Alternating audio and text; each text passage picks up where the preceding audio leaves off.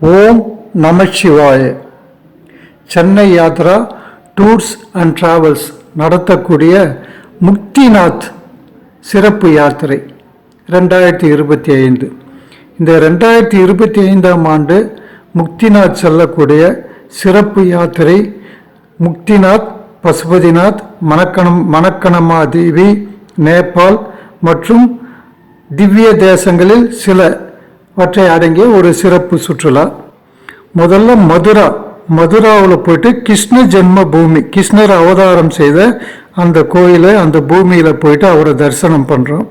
அங்கிருந்து புறப்பட்டு அயோத்திக்கு போயிட்டு ராம ஜென்ம பூமி, ராமர் அவதரித்த குழந்தை ராமர் அயோத்தியில் போயிட்டு தரிசனம் பண்ணிட்டு வரக்கூடிய வழியில் நைமி சாரண்யம் 108 திவ்ய தேச பெருமாள் திருக்கோயிலில் ஒன்று நைமி சாரண்யம் பெருமாள், அவரை தரிசனம் பண்ணிட்டு பிறகு ஆக்ராவில் உலக புகழ்பெற்ற தாஜ்மஹால், தாஜ்மஹாலை பார்க்குறோம். அந்த பிருந்தாவனத்தில் பார்த்து கிருஷ்ணரை தரிசனம் பண்ணுறோம், கோகுல கிருஷ்ணரை தரிசனம் பண்ணுறோம்.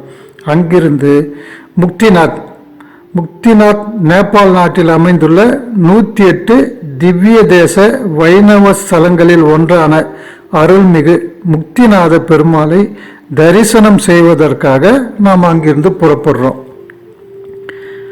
காட்மாண்டில் அமைந்துள்ள, காட்மாண்டு என்றது நேபாளில் இருக்கக்கூடிய இடம், அங்கு இருக்கக்கூடிய அருள்மிகு பசுபதிநாதர் தரிசனம்.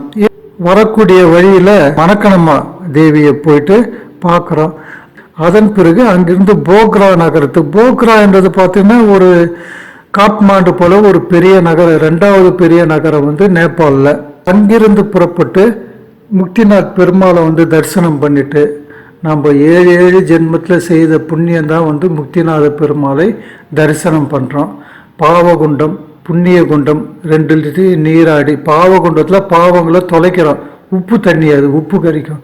புண்ணிய குண்டம் நல்லா தித்திப்பாக இருக்க இளநீர் மாதிரி, அந்த புண்ணிய குண்டத்தில் நம்ம நீராடி கடவுள்கிட்ட இருந்து பெறக்கூடிய புண்ணியங்களை பெற்று வர்றதா சொல்கிறாங்க. அந்த முக்திநாதரை தரிசனம் பண்ணிட்டு அந்த மன நிறைவோட பக்கத்திலே ஒரு புத்தர் சிலை வச்சுருக்காங்க, அது ஓப்பனாக தான் இருக்கும். அவர் புத்தரையும் பார்த்துட்டு அவரையும் தரிசனம் பண்ணிட்டு நாம் மறுபடியும் திரும்பி காசி விஸ்வநாதரை தரிசனம் பண்ணுறோம். இந்த யாத்திரையில் பங்கு கொள்ளக்கூடிய ஆன்மீக பெருமக்கள் முன்கூட்டியே திட்டமிட்டு அட்வான்ஸ் புக்கிங் செய்து பயன்பெறுமாறு அன்புடன் கேட்டுக்கொள்கிறோம்.